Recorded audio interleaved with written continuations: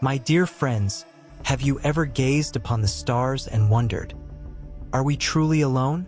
What if beings of great wisdom and mystery walk among us, unseen, guiding the course of our world in ways we cannot fathom? In the quiet of a desert night, one man claimed to have met them, tall, pale, and radiant with intelligence beyond our own. Could these encounters reveal a truth that challenges our understanding of God's creation? Or are they whispers of a mystery we are not yet ready to grasp? Let us journey together into this enigma, with open hearts and discerning minds, to uncover the story of the tall whites. In the year 1964, a young man named Charles James Hall stepped into the service of his nation, joining the United States Air Force. Like many before him, he carried a heart full of courage and a desire to serve. Little did he know that his path would lead him not only to the desolate sands of Nevada, but to an encounter that would shake the foundations of his understanding. Posted to Indian Springs, near the secretive Nellis Air Force Base, Charles was trained as a weather observer. A humble task, yet one that placed him at the edge of the unknown. As he arrived, the air was thick with whispers, half-spoken jests among his fellow soldiers about a figure they called Range 4 Harry. A prank, Charles thought, a way to unsettle the newcomer. But the nervous glances and sudden silences told a different story. Something lingered in the desert, something unspoken yet deeply felt. The book of Genesis tells us that God created the heavens and the earth and all that dwells within them. Yet, in his infinite wisdom, might he have crafted other beings, other intelligences, to share in the vastness of his creation? Charles Hall's story invites us to ponder this question. One evening, as he stood alone in the weather shack, the stillness of the desert was broken by strange sounds, soft, yet persistent, like the hum of a distant machine. At first, he attributed them to helicopters from the nearby barracks, a rational explanation for an uneasy heart. But then, in a moment that would forever alter his life, he saw her. A figure, tall and radiant, her skin as white as the purest snow, standing in the shadows. She held a device, square and unfamiliar, and her presence filled the air with an otherworldly calm. Charles, a man of courage, felt his breath catch in his throat. Was this a vision, a dream born of exhaustion, or had he stumbled upon a truth too vast for human eyes? As we reflect on this moment, let us recall the words of the psalmist. The heavens declare the glory of God. The skies proclaim the work of his hands. Could this encounter be a glimpse of that glory, a sign of beings who, like us, are part of God's eternal plan? Charles fled to the safety of his shack, his mind racing with questions. He tried to dismiss the vision as a trick of the mind, a fleeting illusion. Yet the desert had more secrets to reveal. The very next day, as he conducted his routine checks, he saw another figure, a small, chalk-white child hiding behind a sagebrush. His heart, moved by compassion, urged him to offer aid. He approached with cans of water, speaking words of comfort, unaware that this was no ordinary child. As he drew closer, the air grew heavy, and the sounds of the desert seemed to pulse with a strange rhythm. In an instant, he realized the truth. This was no human soul but a being of another kind. Fear gripped him, yet he spoke softly, assuring the child of safety, even as his own heart trembled. My dear friends, let us pause and consider the heart of Charles Hall, a man caught between fear and wonder, standing at the threshold of the unknown. As he stumbled back to the weather shack, his mind a whirlwind of doubt and awe, he could not shake the image of that chalk-white child, nor the radiant figure who had appeared before. In the Gospel of Matthew, we are told, "Blessed are the pure in heart, for they shall see God." Could it be that Charles, in his simple duty, was granted a glimpse of something beyond the veil of our world? Let us walk with him further, for the desert held more mysteries yet to unfold. In the days that followed, Charles's encounters grew more frequent, each one a thread in a tapestry of revelation.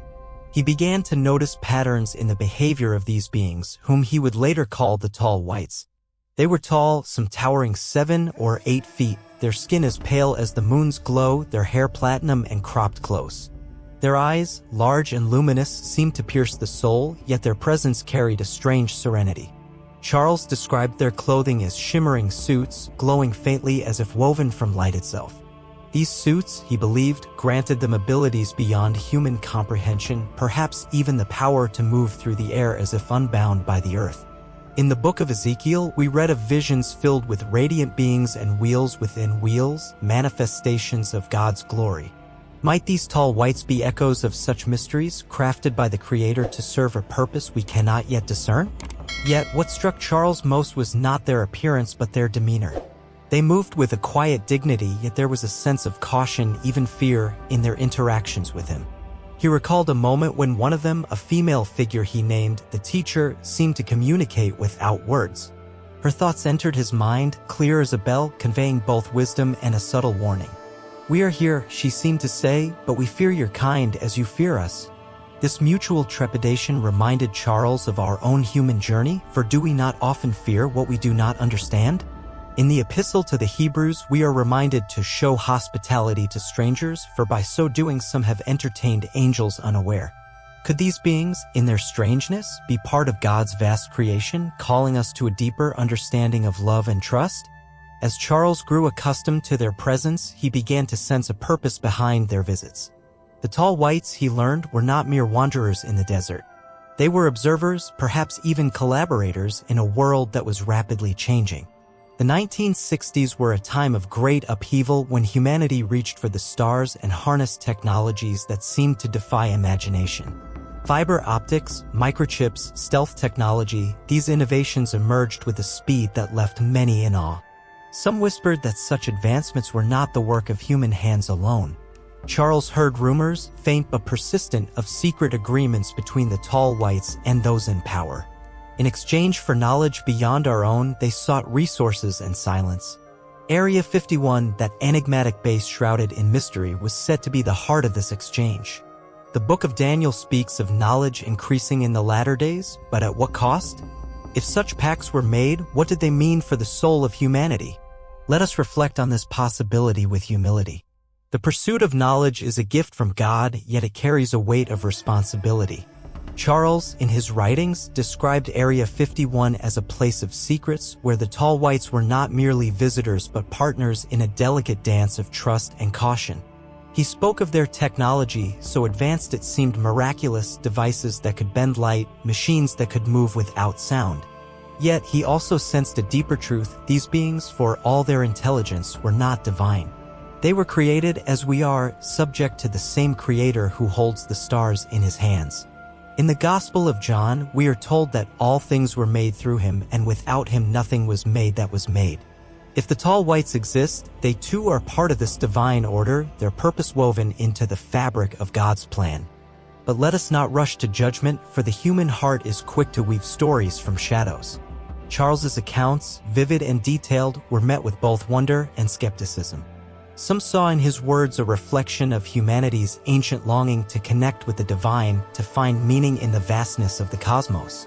Others, like the astrophysicist Neil deGrasse Tyson, cautioned that extraordinary claims require extraordinary evidence. The desert, after all, is a place of mirages, where the mind can conjure visions from heat and solitude. Yet Charles was not alone in his testimony. Others, from soldiers to civilians, reported sightings near Area 51, flashes of light, objects moving in ways no human craft could mimic.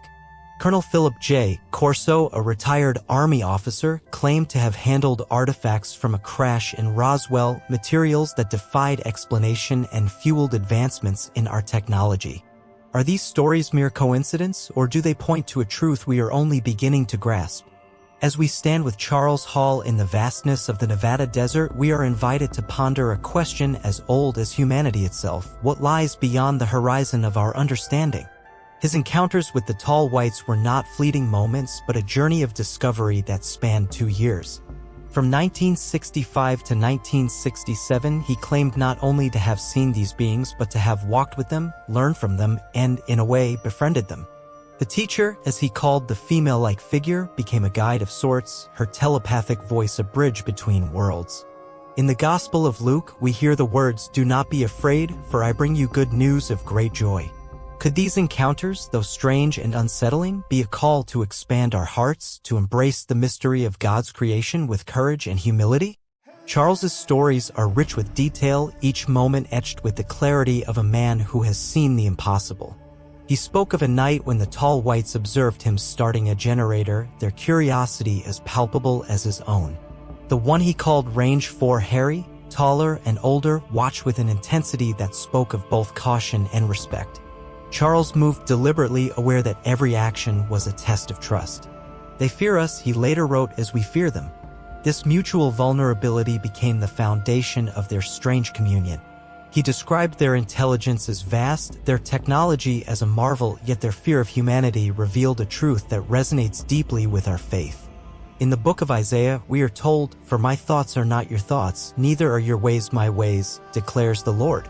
If the tall whites exist, their ways are not ours, yet they too are bound by the Creator's design, subject to His eternal wisdom.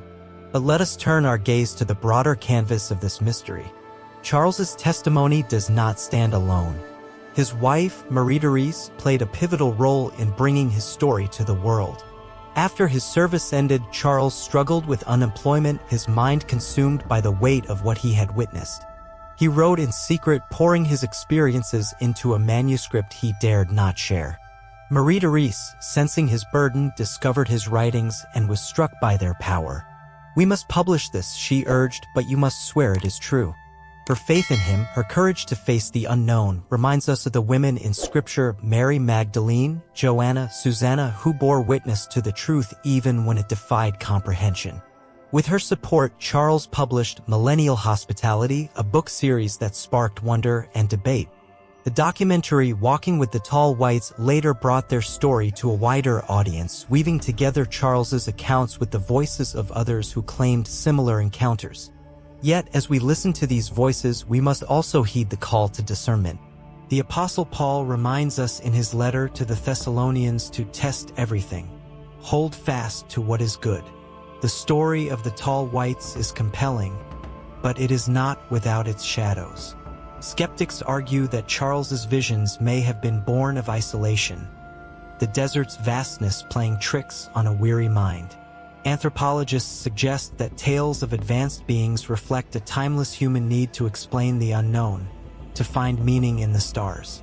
The rapid technological leaps of the 20th century, fiber optics, microchips, stealth technology, can be traced to human ingenuity, with pioneers like John Tyndall and Narinder Singh Kapani laying the groundwork long before Charles's time.